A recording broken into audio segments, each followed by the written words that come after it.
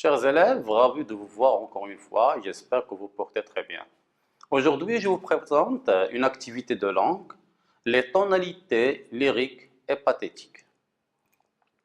À la fin de cette séance, vous allez être à même d'identifier les tonalités lyriques et pathétiques et vous allez être capable de préciser leurs effets de sens.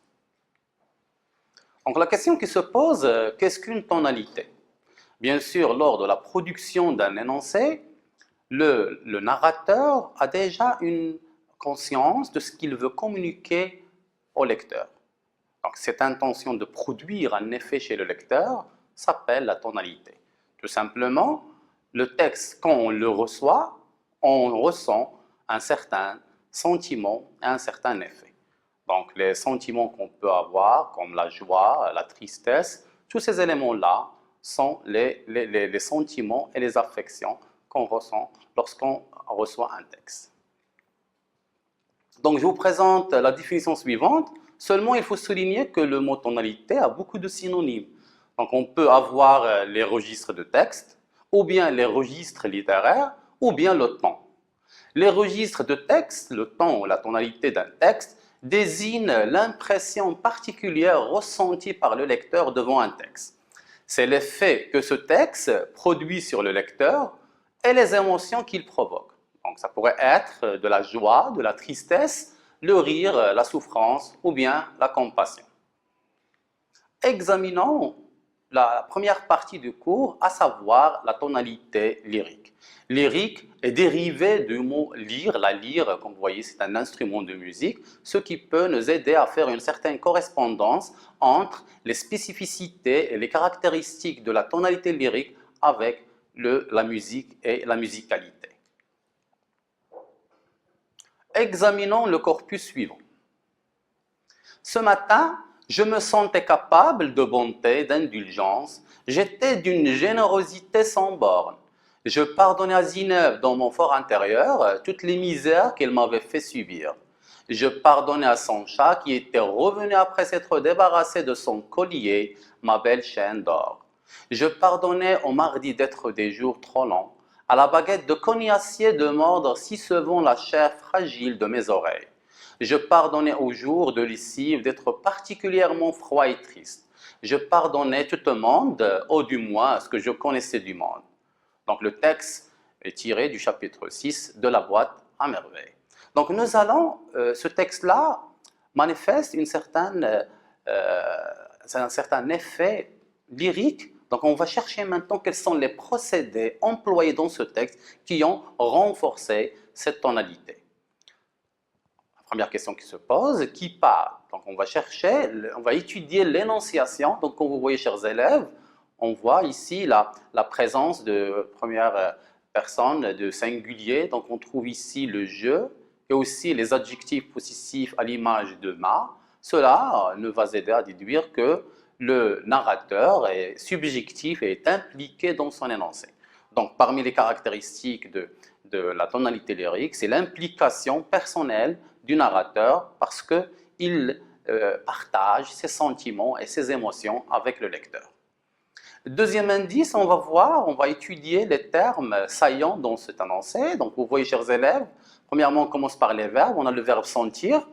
On a le verbe qui se répète 5 fois, à savoir le verbe pardonner.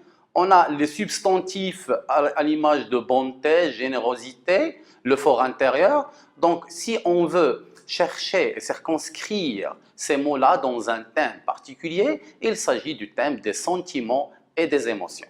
Donc, deuxième remarque, dans la tonalité lyrique, il y a un emploi fréquent d'un lexique relatif aux sentiments et aux émotions. Troisième niveau d'analyse, on va voir quels sont les sens figurés employés ici dans ce texte, à savoir les figures de style saillantes employées. Donc, on voit dans la première ligne de bonté, d'indulgence, il s'agit ici d'une énumération, on énumère les sentiments. La générosité sans borne, donc ici il s'agit d'une hyperbole.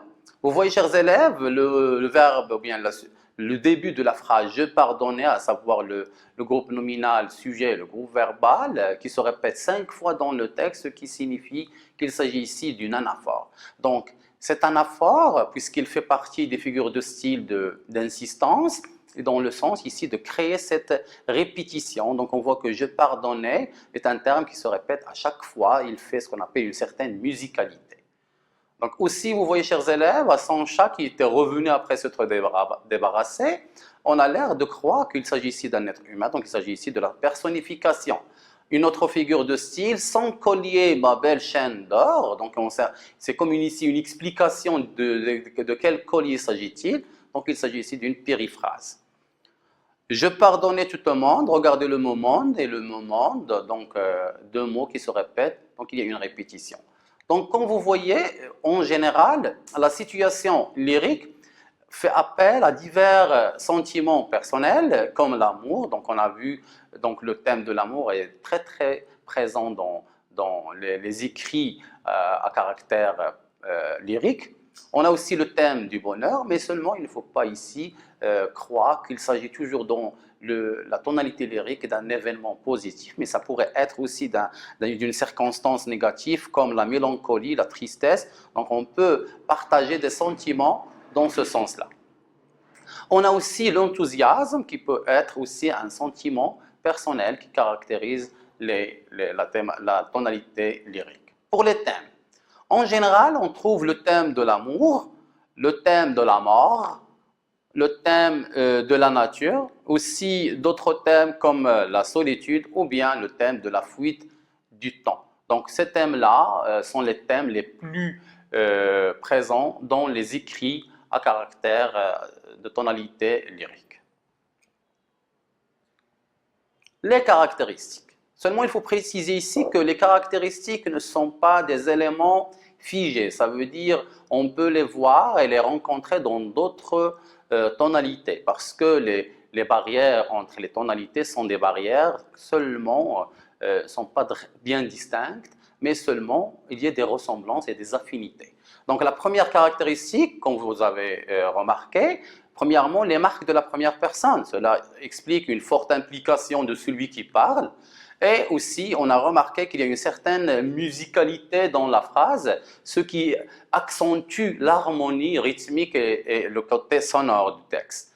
Bien sûr, tout cela par l'emploi fréquent d'un champ lexical des émotions et des sentiments. Donc, en général, ce sont les caractéristiques majeures et monumentales de la tonalité lyrique.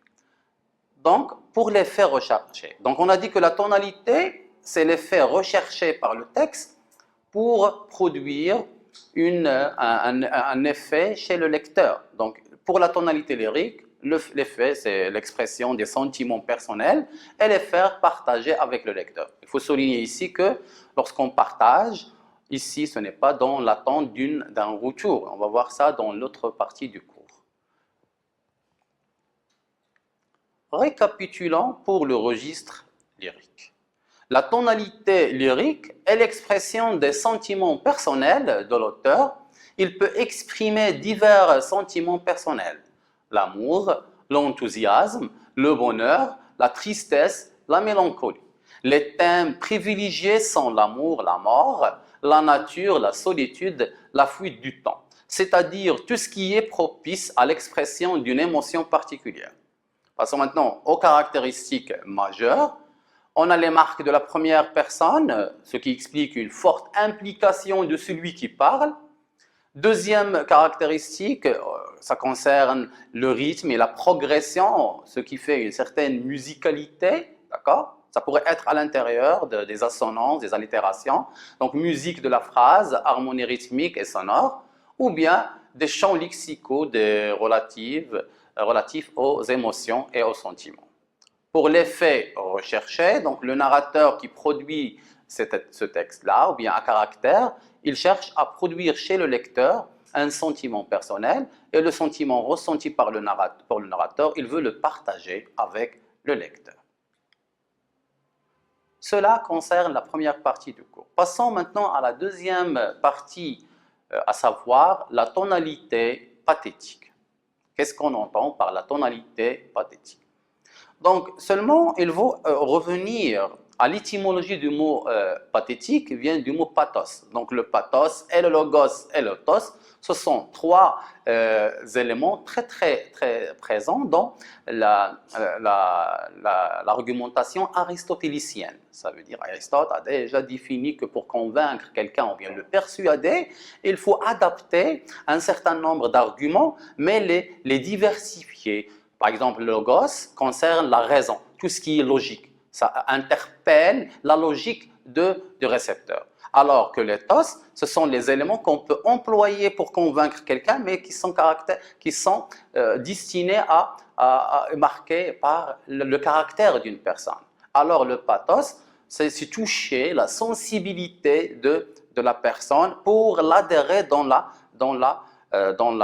visée et dans la thèse défendue. On a remarqué ça dans beaucoup d'œuvres. On va voir ça dans la boîte à merveilles et aussi dans le dernier jour d'un condamné.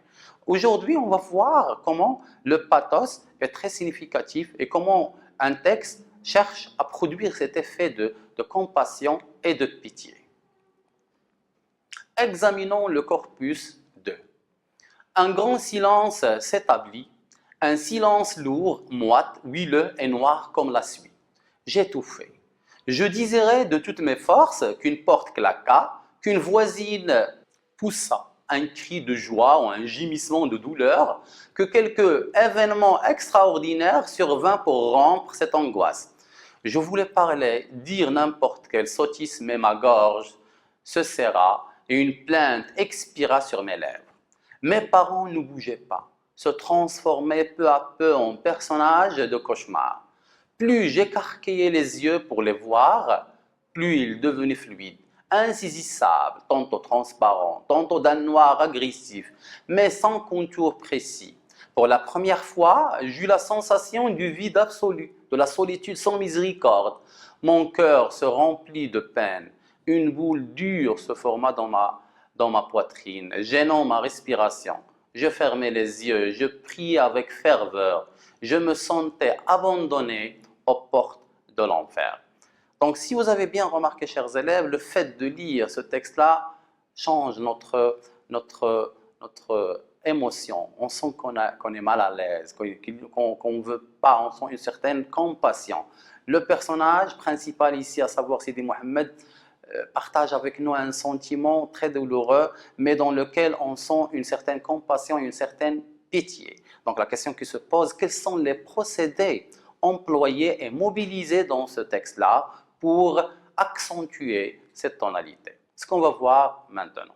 Donc pour l'énonciation, on remarque qu'il y a une certaine affinité entre la tonalité lyrique et la tonalité pathétique par la présence et la forte présence du narrateur, mais cela n'est pas une règle générale parce qu'ici on a un récit à la première personne. Donc la même chose, si on a un récit à la troisième personne, dans des énoncés coupés, on peut remarquer que là c'est une caractéristique de la tonalité pathétique. C'est le fait d'employer une énonciation soit direct, on emploie direct, ancré, ou bien une énonciation coupée. Deuxième élément, examinons le système verbal et nominal et les expressions utilisées pour faire émerger les thèmes majeurs de la tonalité pathétique.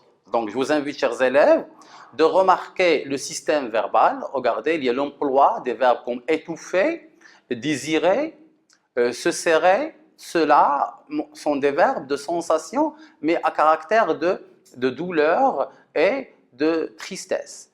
On a le substantif gémissement, on a le mot un cri, donc voilà l'emploi d'un champ lexical de la douleur et de la souffrance. La deuxième partie et le deuxième paragraphe, on a la sensation du vide absolu, la solitude sans miséricorde, donc déjà ici on a des hyperboles. Mon cœur se remplit de peine, une boule dure se forma dans ma poitrine, gênant ma respiration. Je me sentais abandonné aux portes de l'enfer.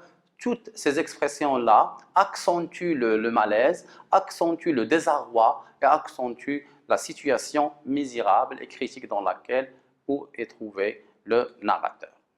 Troisième élément d'analyse, on va voir comment le narrateur a fait appel aux figures de style pour amplifier certaines réalités. Donc un grand silence, un silence lourd, moite, huileux et noir, comme de la suite. Donc vous voyez ici, il y a une hyperbole, aussi une accumulation des adjectifs comme lourd, moite, huileux et noir. Et aussi l'énoncé s'achève par une comparaison. Donc vous voyez ici personnage de cauchemar, une hyperbole. Il devenait fluide, insaisissable, énumération, tantôt une répétition, du vide absolu, hyperbole, aux portes de l'enfer, hyperbole. Donc le caractère et le trait saillant de la tonalité pathétique, c'est l'emploi des figures de style, de l'exagération et de l'amplification. Tout cela, c'est pour frapper l'imagination du récepteur. Passons maintenant à la situation pathétique. En général, la situation pathétique dans laquelle on peut trouver les indices formels et textuels de la tonalité pathétique se caractérise par une situation douloureuse qui fait souffrir le personnage. Et cela fait appel à un ensemble de thèmes, à savoir la misère, le danger, la maladie ou bien la séparation. Les effets recherchés sur le lecteur. Donc on a insisté sur les nuances entre la tonalité lyrique et la tonalité pathétique. C'est le fait que le lecteur, dans la tonalité pathétique, est censé sentir une certaine pitié. Donc on remarque ici les effets recherchés sur le lecteur, c'est comme l'apitoiement, la pitié, ou bien sûr l'attendrissement, la tristesse ou même la compassion. Donc on trouve ici, il y a un effet, le texte a déjà produit, a changé l'état d'âme du récepteur. Alors dans la tonalité lyrique, c'est seulement on reçoit des sentiments et des émotions, et c'est comme on est informé parce que le narrateur nous a déjà partagé avec nous ses sensations et ses émotions.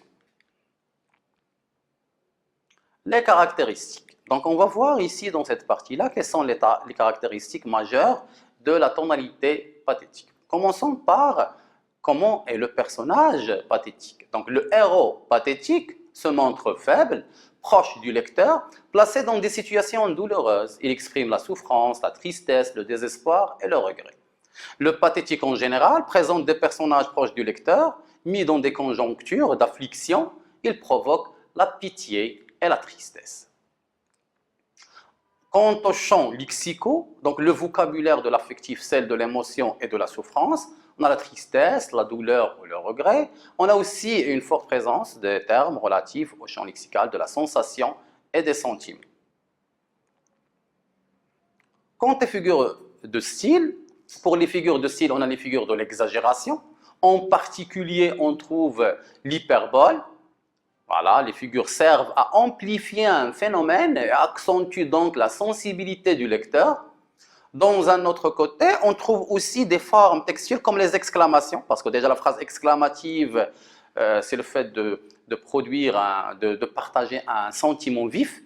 On a les apostrophes. Les apostrophes, c'est seulement le fait d'appeler quelqu'un. C'est le fait d'appeler quelqu'un pour attirer son attention.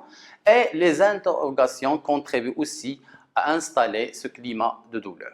Donc vous voyez ici qu'il y a un certain nombre, un panel, un florilège de moyens mis en œuvre pour accentuer et teinter le texte par une tonalité pathétique.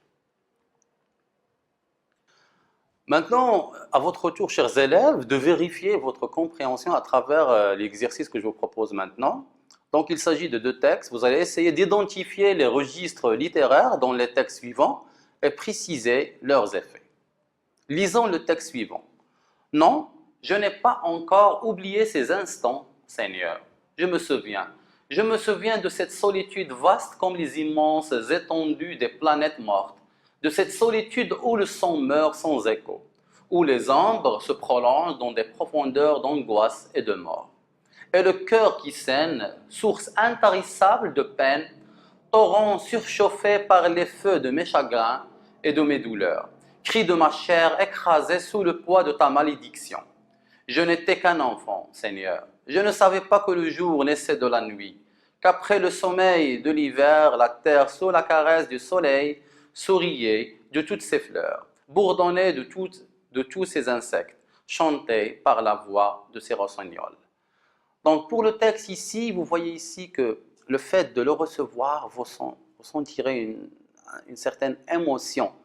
Donc on va essayer donc je vous invite, chers élèves, maintenant, premièrement, de vérifier l'énonciation, donc souligner les indices de l'énonciation, souligner les verbes et les noms, et essayer en deuxième lieu de circonscrire ces éléments sous un thème, parce que les mots font appel à des thématiques, et après, vérifier aussi les figures de style employées. Donc quand vous allez mettre en œuvre ces trois éléments-là, vous allez justifier l'effet produit par le texte.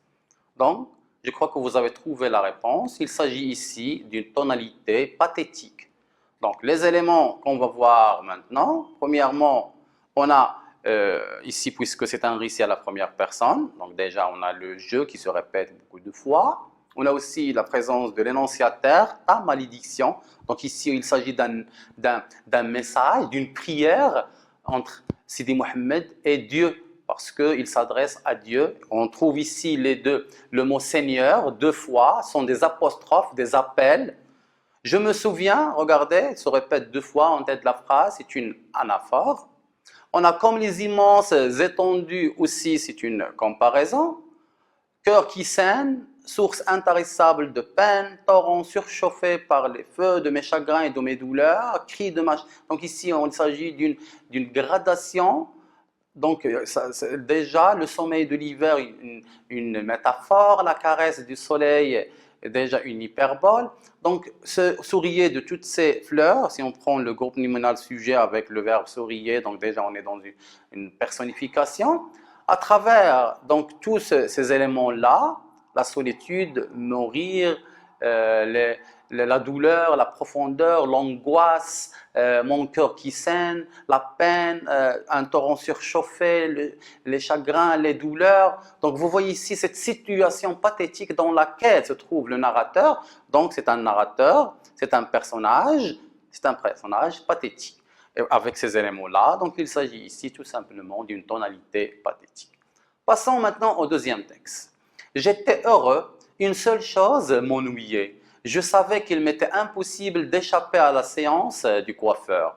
Mon père ne manquerait pas de me conduire à Chemaïn dans l'étroite boutique de Si Abdrahman, le barbier. Je n'aimais ni Si Abdrahman ni sa boutique. Je me couchais, mais le sommeil avait fouillé mes paupières. Je rêvais longtemps à des cierges monumentaux, décorés de dentelles, de papier finement ajouré par une main patiente, de rasoirs étincelants, de tambours en forme de sablier, de lustres en fer forgé chargés de godets de cristal. Donc on va faire la même chose. Donc dans ce texte-là, on sentirait qu'il s'agit ici d'un partage de sentiments. Le narrateur était dans un état d'euphorie, de liesse, et il était heureux, mais aussi il nous raconte ses sentiments envers Si Abdrahman, parce que même il était dans cet état d'euphorie puisque c'était le moment d'Ashura, mais il n'aimait pas Si Abdrahman, le coiffeur. Donc vous voyez ici que les verbes, prenons les verbes, regardez les verbes, essayez de faire valoir et faire émerger le thème saillant et cherchez aussi à étudier les figures de style employées ici au service de la tonalité lyrique.